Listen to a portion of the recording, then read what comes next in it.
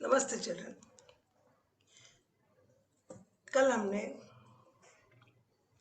अनोखा उपाय कहानी को पढ़ रहे थे। पेज नंबर 77 में सेकंड पैराग्राफ, उसमें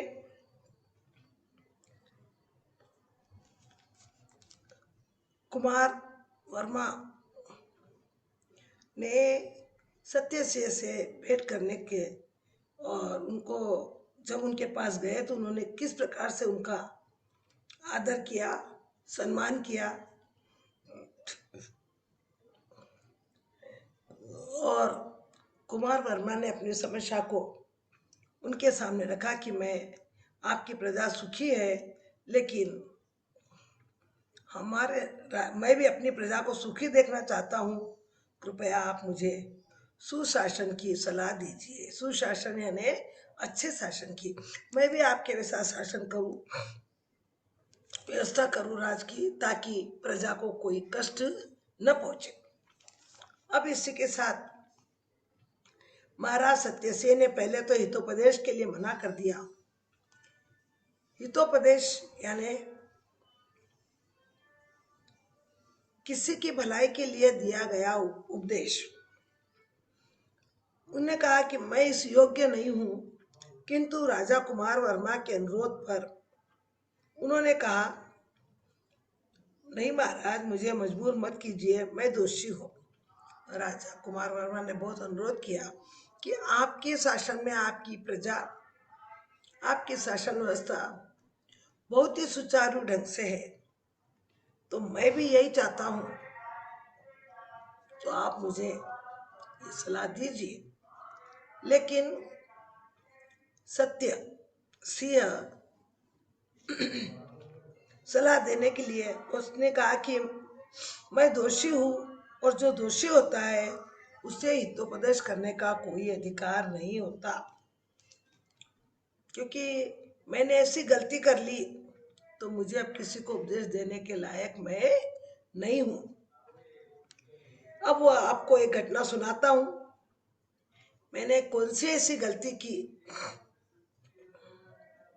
एक बार अपने अंगरक्षक के साथ इसी तरह उपवन में चर्चा कर रहा था, जहां हम बैठे आज। मैं और मेरा अंगरक्षक यानी बॉडीगार्ड जो साथ में रहता है, मंत्री समझो उसको आधा, हमेशा वो राजा की सेवा में प्रस्तुत रहता था। उसके साथ मैंने बातचीत की और बातचीत करते चर्चा कर रहे थे, उपवन में चर्चा कर रहे थे। तभी मुझे राजमाता के पास जरूरी बात करने के लिए जाना पड़ा। तभी मुझे कुछ याद आया और मुझे राजमाता के पास जाना है। और मैं ये बात याद आते ही मैं अंगरक्षक को कहा कि मेरे लौटने तक तुम यही खड़े रहो। आदेश दे दिया। अब राजा की आज्ञा का पालन करना हर एक व्यक्ति का और अंगरक्षक का भी कर्तव्य होता है। अब राजमाता से बात करते करते रात हो गई। वहीं पर मैंने भोजन किया और सो गया। मैं भूल चुका था कि मैंने किसी को उपवन में खड़ा करके आया था और उसे कहा कि मेरे आने तक तुम वही खड़े रहने का आदेश भी दिया था। लेकिन मैं सब कुछ बातों बातों में, खाने में, और खाना खाने के बाद मुझे नींद आ गई। अपनी बात को मैं भूल चुका था। पर मैंने भोजन किया, सो गया। अगले दिन सुबह उठकर देखा तो खूब बारिश हो रही थी। सुबह उठा तो देखा, अरे नहीं, बारिश हो रही है। सेवकों ने बताया कि देर रात से बारिश हो रही है। सेवकों ने बताया कि अभी नहीं, बहुत रात से, यानी बहुत देर से बरसात हो रही है। जब मैंने उपवन लौट कर देखा, अब मुझे याद आया, देखो, लेकिन मेरी कितनी बड़ी भूल थी। मुझे याद आया और वहां गया तो अंगरक्षक उसी स्थान पर भीगते हुए खड़ा हुआ है। हटा नहीं, बैठा नहीं, गया नहीं, क्योंकि उसको मैंने आदेश दिया था, क्या, मेरे आने तक तुम यहीं पर खड़े रहो। अब देखिए, ऊपर लौट कर देखा, उसी समय भीगते हुए खड़े हुए मैं बातचीत में इतना निमग्न हो गया कि अंगरक्षक को जाने के लिए भी नहीं कर सका। ये मेरी भूल थी। बातों बातों में इतना मशगूल हो गया। फिर खाना भी खाया और खाना खा के सो भी गया, लेकिन मैंने इस अंगरक्षक को वापस कोई हुक्म नहीं दिया। और ये बेचारा मेरी भूल के कारण पूरी रात पानी में भीगता रहा। ऐसी भूल करने वाले राजा को हितोपदेश देने का कोई अधिकार नहीं है, इसीलिए आप मुझे क्षमा करें। मैं कहने के लिए राजा हूं, लेकिन मैंने भी अपने नियम का पालन नहीं किया, इसीलिए मैं तुमको भी कोई हितोपदेश दे नहीं सकता, क्योंकि मेरे अंदर ही वो कमी है। यानी जो राजा अपने कर्तव्यों को जानते हैं उनको सजा कोई नहीं देता है, लेकिन वो स्वयं सजा ले रहे हैं। क्या बता रहे हैं कि मैंने ही वो भूल की, अगर उसकी जगह कोई और दूसरा भूल करता तो उसे सजा दी जाती थी, लेकिन अब मेरे को तो कोई सजा देंगे नहीं। लेकिन वह स्वयं अपने आप को अयोग्य समझने लगा। मैं राजा हूं लेकिन अयोग्य हूं, मैंने नियमों का पालन नहीं किया, मेरी वजह से वो अंगरक्षक पूरी रात पानी में भीगता रहा। कितना महान है वो! बस जब तक मेरी आज्ञा नहीं हुई वो वहां से हिला नहीं। तो इस सब की अपने ऊपर लेकर उसने कहा कि मैं आपको हितोपदेश नहीं दे सकता हूं। राजा कुमार वर्मा ने महाराज सत्यसेन की इस घटना को पूरे ध्यान से सुना। उन्हें लगा कि राजमाता ही उन्हें हितोपदेश दे सकती है। उन्होंने राजमाता से भेंट की। बोला, ठीक है, इनसे राजा से बड़े कौन है? उनकी माता राजमाता। तो मैं राजमाता के पास जाऊं और कुछ ज्ञान की बातें, कुछ नियम की बातें, राज्य पालन की बातें, प्रजा को सुखी रखने की बातें, ये सभी के बारे में मैं किससे जानकारी लूं? राजमाता के पास। तो कुमार वर्मा ने सत्यसिंह को छोड़कर अब कहा गया? राजमाता के पास। राजा कुमार वर्मा ने महाराज सत्यसिंह की इस घटना को पूरे ध्यान से सुना। उन्हें लगा कि राजमाता ही उन्हें हितोपदेश दे सकती है। उन्होंने राजमाता से भेंट की। पुत्र, उनको भी शंका आया अपने ऊपर। सच कहूं तो मैं भी दोषी हूं। आपको सच बताऊं, जैसा राजा दोषी था वैसा मैं भी दोषी हूं। और जो दोषी गलती करते हैं वो किसी को कोई उपदेश देने का मूल्य नहीं रखते। सच कहूं तो मैं भी दोषी हूं। एक बार मेरा दोष क्या था देखो। एक बार मेरे पुत्र ने अपनी पत्नी के लिए आभूषण बनवाए। आभूषण का अर्थ है गहना, अलंकार, पर्यायवाची शब्द। आभूषण, अलंकार, गहना। मेरे मन में आभूषण के प्रति लालच हुआ।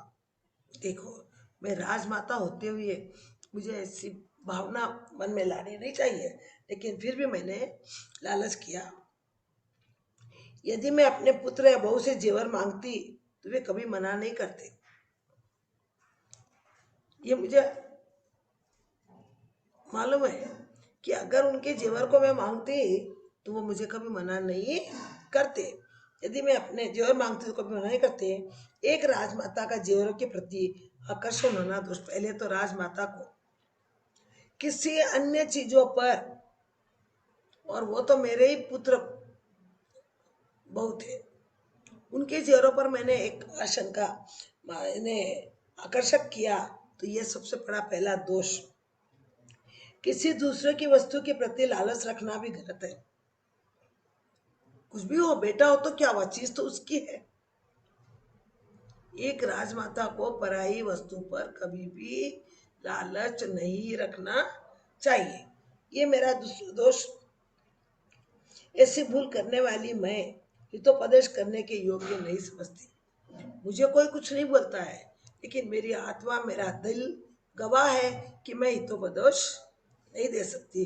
क्योंकि मैंने ऐसी गलती की जो मुझे करना नहीं। राजमाता के लिए यह अशोभनीय है। जैसे राजा के लिए अंगरक्षक के प्रति जो कार्य किया था, उसने भूल चुका था उसके लिए, और वो बेचारा पानी में बता रहा, तो उसकी भूल को वो स्वीकार करके अपने आप को दोषी मानकर वो सजा दे रहा है कि मैं हितोपदेश देने के लायक नहीं हूँ। वैसे ही राजमाता ने भी कहा, बेटा, दूसरों के प्रति लालच रखना गलत है, और मैंने ये काम किया, इसीलिए मैं तुमको हितोपदेश नहीं दे सकती। राजा कुमार वर्मा आश्चर्य में पड़ गया। बाद में राजगुरु से भेंट की और उनसे उपदेश के लिए निवेदन किया। अब उसने कहा कि राजगुरु, अब कहाँ जाऊँ मैं? अब राजगुरु से भेंट की और उनसे कहा, मैं उनसे क्या करूँ, निवेदन करूँ कि आप मुझे ऐसा कुछ दीजिए ताकि मैं अपने राज्य को संपन्न बना सकूं। तब राजगुरु ने कहा, महाराज, मुझे क्षमा करो, क्षमा कीजिए, मैं इसके योग्य नहीं हूँ। एक बार सुदूर देश से एक पंडित आया था, उसने अपने आप को भी बताया कि मैं भी आपको हितोपदेश देने के योग्य नहीं हूँ, क्योंकि मेरे से भी एक गलती हो गई, और उस गलती को मैंने अपने आप के ऊपर उसका प्रश्न लिया। तो एक बार सुदूर देश से एक पंडित आया, यानी बहुत दूर से एक पंडित आया था, राज दर्शन करना चाहता था वो। उसके पंडित की जांच करने का समय न होने के कारण मैंने राजा को कह दिया कि वो बड़ा पंडित है। मैंने उससे कुछ पूछा नहीं, उससे कुछ प्रश्न किए नहीं,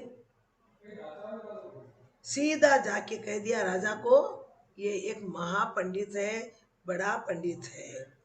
अब राजा ने मेरी बात पर विश्वास कर लिया।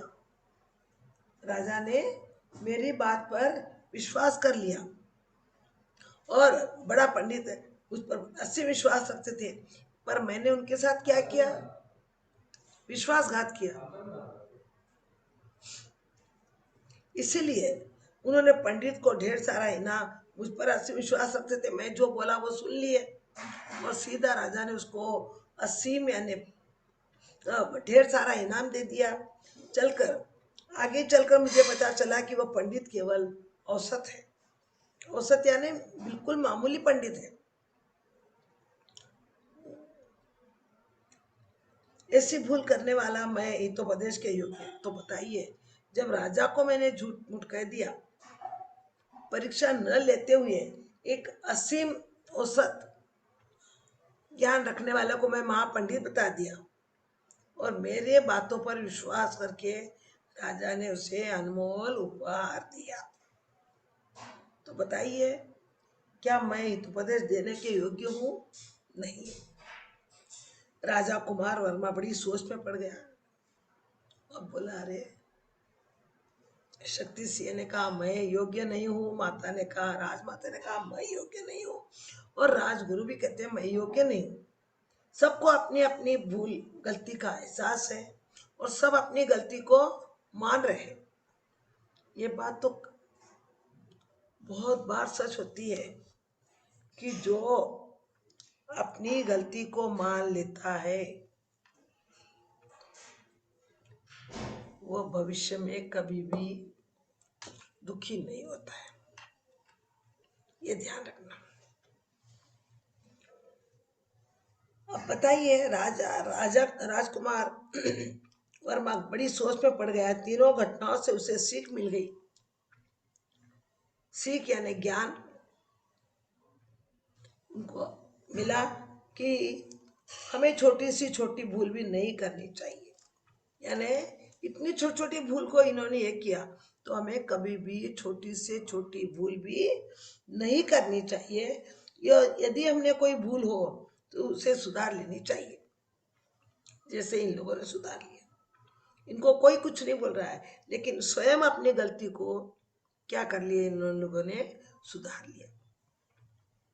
तो इस कथन के माध्यम से, इस कहानी के माध्यम से, इस अनोखा उपाय, इसलिए कहानी का शीर्षक पड़ा कि हमें किस प्रकार से अपने आप को योग्य समझना चाहिए।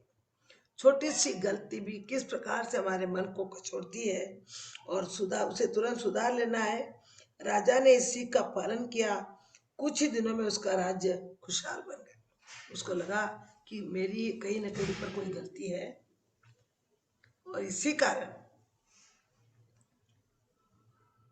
गलती तो सभी से होंगी, राजा, प्रजा, अंगरक्षक, यहाँ तक कि भगवान भी गलती करते हैं। लेकिन गलती करके उसे सुधार लेना चाहिए, उस गलती को मान लेना चाहिए। ये सबसे बड़ा सच है। जो अगर अपनी गलती को करके मानता भी नहीं, वो महापापी। तो मुझे भी इस प्रकार से मेरी कोई न कोई पालन किया, और जल्दी से अपनी गलती को स्वीकार कर लिया उसने। कहीं ना कहीं मेरी गलती जरूर हो गई जो मुझे दिखाई देती है, लेकिन गलती करने के बाद उसको स्वीकारना, हम लोगों ने स्वीकार नहीं किया। नहीं, कुछ नहीं हुआ मेरे से, कुछ नहीं। अरे कुछ ना कुछ तो होगा, तभी तो हमारे पास ये होगा, तभी तो हमको ये वो वो आरोप लगाए हमारे ऊपर। हम सोचते हैं हमको हमारी गलती नहीं दिखाई देती है। हिंदी में कहावत है कि आप अपनी पीठ को देख नहीं सकते हो, उसी तरह से आप अपनी गलती को समझ नहीं सकते हो। और समझ भी गए तो क्या करते हैं हम लोग, अपनी गलती को कवर कर देते हैं। लेकिन उसके मन में इतनी हलचल होती है कि वह कभी भी कुछ करने के लिए तैयार नहीं होता है। अब देखिए, इस कहानी में 2012 के लिए ज्ञानपीठ पुरस्कार में सम्मानित, इस कहानी को लिखने वाले राहुरी भरद्वाज, तेलुगु के प्रसिद्ध हस्ताक्षर, जिसको ज्ञानपीठ पुरस्कार मिला। और इसी प्रस्तुत कहानी तेलुगु भाषा में रचित उनकी प्रसिद्ध रचना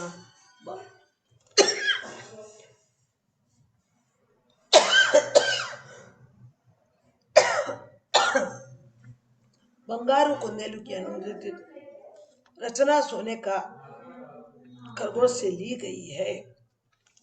तो देखिए, इस कहानी के माध्यम से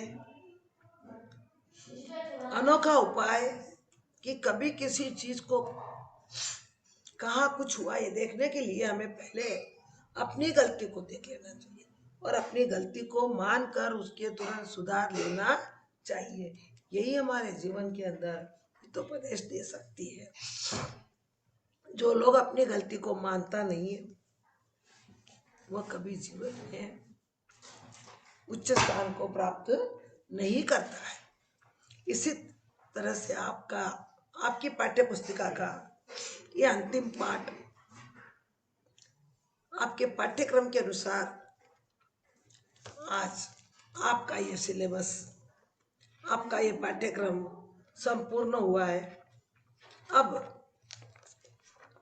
मुझे ऐसा एहसास होता है कि आपके पास कोई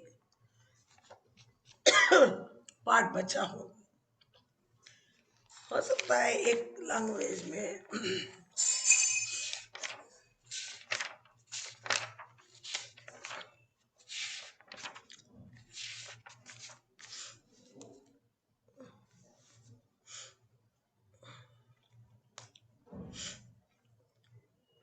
तो अब हम आगे के लिए हमारे पास जो मॉडल पेपर दिया गया है, उसके आधार पर मैं आप लोगों से पहले तो कल आपको पुनः एक बार मेथड बता दूंगी कि किस प्रकार से आपको 80 मार्क्स की रूपरेखा होती है। कितने मार्क्स का सब्जेक्टिव और कितने मार्क्स का ऑब्जेक्टिव। सब्जेक्टिव में क्या और ऑब्जेक्टिव में क्या, किस मेथड से प्रश्न पूछे जाते हैं, इसके बारे में पुनः एक बार विवरण ऐसे आपको ऑलरेडी मैं बता चुकी हूं, आपको पता भी है क्योंकि आपने ऐसे वन लिखा भी है गवर्नमेंट का पेपर। फिर भी पुनः एक बार आपको बताते हुए उसके बाद कैसे उन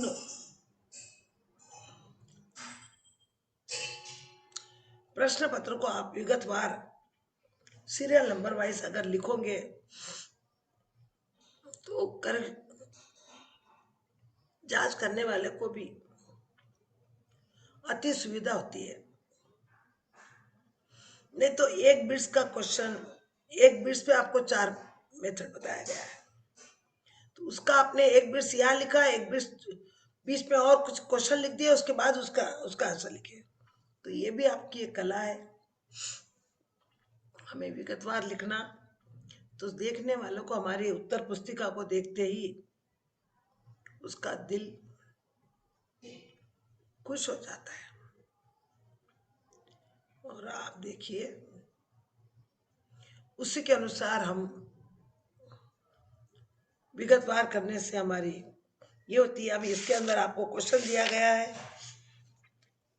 ये भी आपको ध्यान रखना है कि आपको अनोखा उपाय में भी पैसेज और एक दो क्वेश्चन रहेंगे, उसमें से भी आपको आंसर लिखना है, ध्यान रखना है आपको। अब इसमें आपको 3 क्वेश्चन दिए गए। राजा कुमार वर्मा ने के राज्य में अकाल की स्थिति क्यों उत्पन्न हुई होगी, क्योंकि कहीं न कहीं पर राजा की क्या हो गई, भूल हो गई, और वो भूल को वो स्वीकार नहीं करता है। जब तक हम अपनी भूल को स्वीकार नहीं करते हैं उसकी स्थिति हमारे पूरे राज्य पर, हमारे ऊपर पड़ती है। अकाल की स्थिति का मेन कारण राजा ने अपनी भूल को स्वीकार नहीं किया। बस एक ही उद्देश्य कि मेरे से तो कोई गलती हुई नहीं है, लेकिन जब अन्य लोगों से बातचीत करते हुए उन्हें पता चला तो लगा कि सच में मेरे से गलती हुई है। अकाल की समस्या के परिष्कार के लिए राजा ने क्या क्या उपाय सोचे होंगे, परिष्कार यानी बदलने के लिए। समस्या के अकाल की समस्या का परिष्कार करने के लिए राजा ने सबसे पहले तो खुद स्वयं विचार किया कि ऐसी कोई वजह नहीं लगती है कि मुझे यह अकाल की स्थिति पैदा होना। उसके लिए उसने बहुत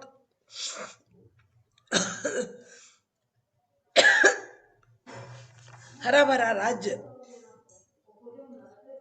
पूरा वीरान हो गया, पानी की कमी हो गई, अनाज की कमी हो गई। अब इसके लिए राजा ने क्या किया कि पहले सोचा कि जरूर मुझे क्या करना है। बहुत कुछ विचार करने के बाद में उसने ये सोचा कि मुझे इसकी समस्या का हल करने के लिए विद्वान, हाजिर जवाब और बुद्धिमान लोगों से कुछ बातचीत करना पड़ेगा। और उसने उनका पूछा उपाय, तब उन्होंने बताया कि देखो राजन, गलती भले ही छोटी हो, कोई भी कभी कभी कोई सुधार कार्य भी हम अच्छे के लिए करें, लेकिन वो गलती हो जाती है। पर उस भूल को रूप में बदल, कार्य भी हमने कोई सुधार का कार्य किया, लेकिन वहां पर भी कोई ना कोई गलती हो जाती है जो हमें समझ में नहीं आती, और उसी गलती के कारण से राज्य के ऊपर ये समस्या उत्पन्न होती है। हम चाहते हैं कि मैंने कोई गलती नहीं की, यही उद्देश्य है हमारा। लेकिन हमारी गलती हमको दिखाई नहीं देती राजन, आप गौर से देखिए तो आपको नजर ना आए।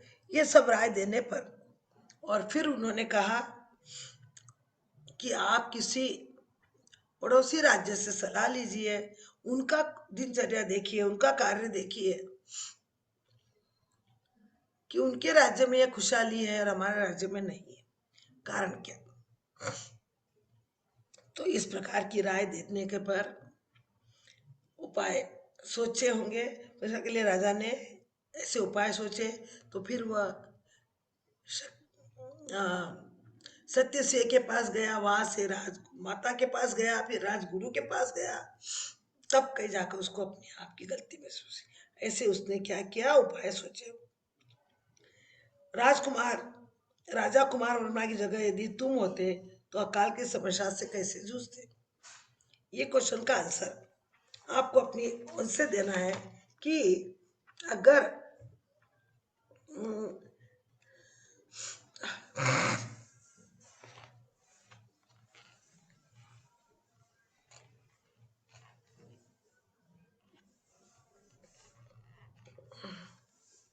हमको ये बताना है इसमें कि अगर कुमार वर्मा की जगह यदि हम होते तो हम भी समस्या को हल करने के लिए पहले कुछ सोचते।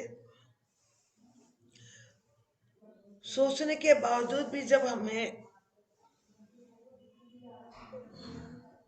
आभास नहीं होता कि मैंने कहाँ गलती की, मेरी क्या कमी हो गई जिससे राज्य के ऊपर ये समस्या उत्पन्न हुई,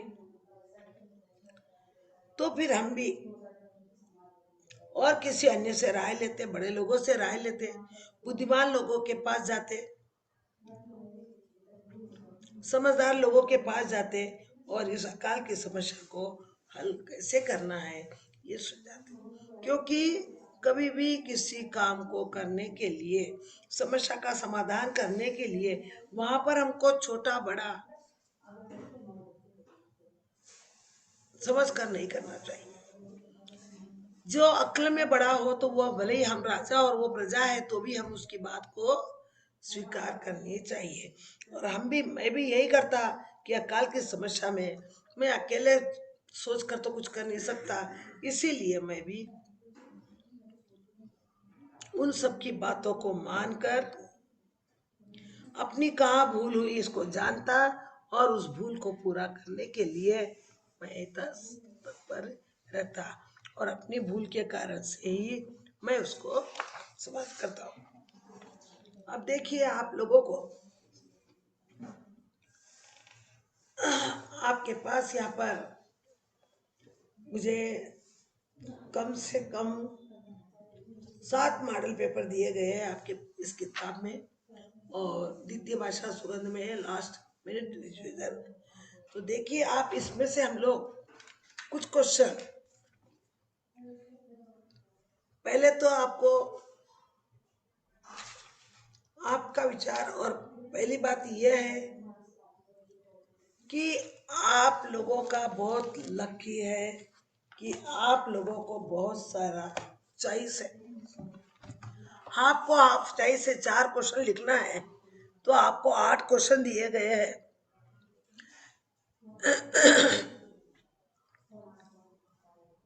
देखिए चारों 8 में से किसी 4 का प्रश्न लिखना है, और फिर किसी 3 क्वेश्चन दिए उसमें से 1 लिखना है, फिर 3 दिए फिर 1 लिखना है।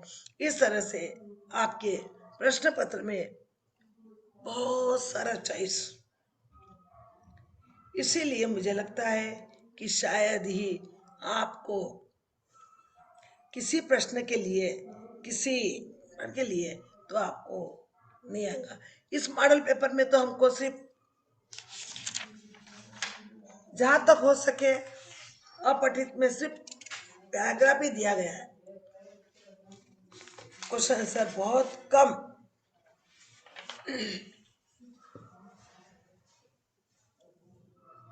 ये तो आपको पता ही है कि आज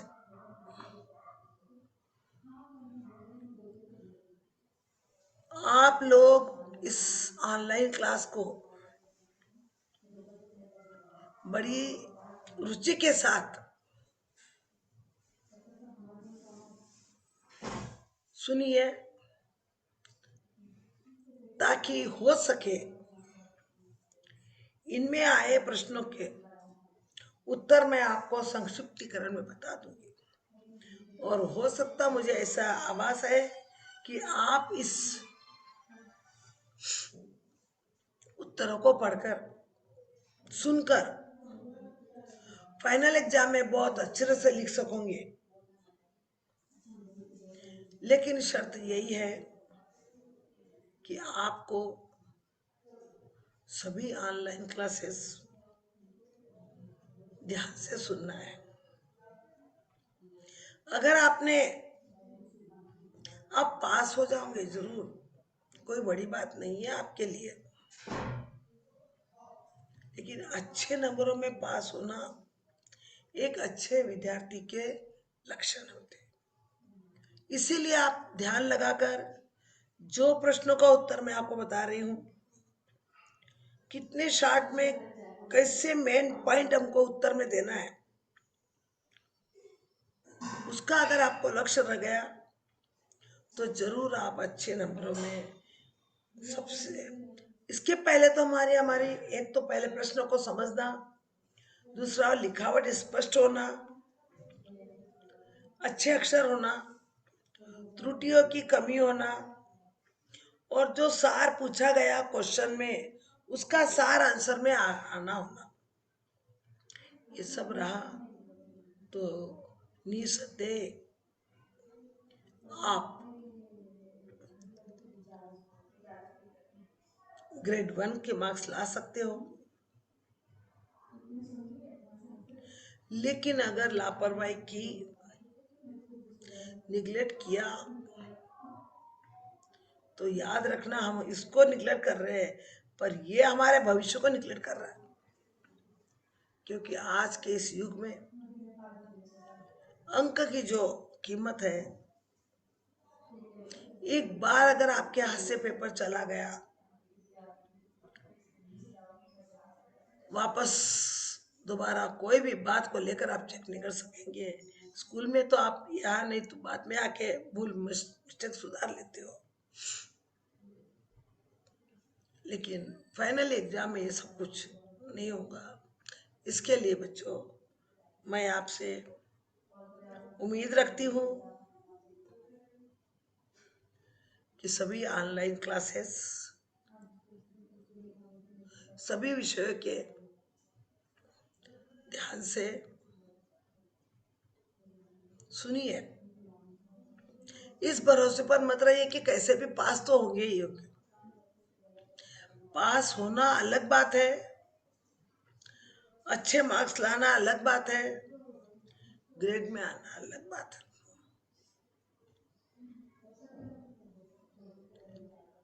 इसको निकाल दीजिए कि सेकंड लैंग्वेज है, या कैसे भी पास तो हो ही जाएंगे।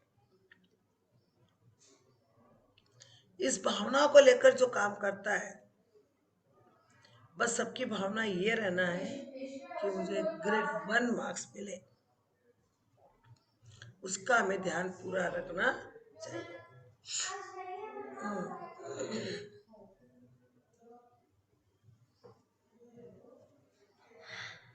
तो देखिए आप लोग, कल से आए हुए प्रश्नों को, पहले तो मैं आपको क्वेश्चन कैसे लिखना, क्वेश्चन कैसे बनाना, ये जो 20 मार्क्स का पेपर है उसके बारे में बताऊंगी।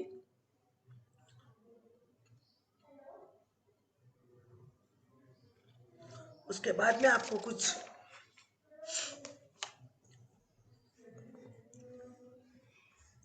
वर्क भी करने के लिए दूंगी। वो वर्क बुक, वो क्लास वाइज, डेट वाइज आप उसको पिन करके रखिए कि इसमें इतने मैंने किए। और उसको मैं, और आपसे अनुरोध है कि क्वेश्चन पेपर देते समय आप उसी चीज को फॉलो करिए। भले ही आप घर में हो, आपको कोई देख नहीं रहा है, लेकिन अभी आप अनोखा उपाय लेसन पढ़े थे। आप ऐसा सोच लेंगे कि मुझे कोई देख रहा है, लेकिन इसका रिजल्ट आपको फिर भविष्य में देना पड़ता है। इसीलिए जितना हो सके उतना ऐसा लिखो कि मैं रियल में परीक्षा हाल में बैठा हूँ। वहां आपको रोकने वाला कोई नहीं है। आपके पास आंसर बुक है, आप निसंकोच लिख रहे हो, कोई कुछ बोलेंगे नहीं। लेकिन इसका सार, इसका फल आपको फाइनल में उठाना पड़ेगा। इस भूल की सजा आपको फाइनल में लेनी पड़ेगी। इसीलिए जो मैं पेपर दूंगी, जो मैं एब्जेक्टिव टाइप आपके सामने प्रिंट करूंगी यहाँ पर, उसको आप विदाउट किसी का हेल्प लिए, किसी नोटबुक से नहीं, किसी उत्तर पुस्तिका से नहीं, सिर्फ अपने माइंड से, आपकी मेमोरी से आपको वो क्या करना है, करना है। तभी आप आने वाले भविष्य में सही रूप से अंक को प्राप्त कर सकोगे। इसी सद्भावना के साथ आप लोगों का आज का आपका पोर्शन ऑलमोस्ट सभी 10th first language, second language में और नए सभी का आपका खत्म हो चुका है। कल से आप और जहाँ पर भी ध्यान रखिए, क्वेश्चन भी कैसे बनाना है, आंसर भी कैसे लिखना है, इन सबको मैं आपको आंसर के साथ हमारे मॉडल पेपर में दिए हुए मेन पॉइंट आंसर को ध्यान में रखते हुए आप इसका सहृदय से स्वीकार करेंगे और आप पढ़ेंगे। धन्यवाद चिल्ड्रन। आने वाली क्लास के लिए हम लोग, मैं आपको दूंगी तो आप इसका अनुकरण करेंगे। धन्यवाद।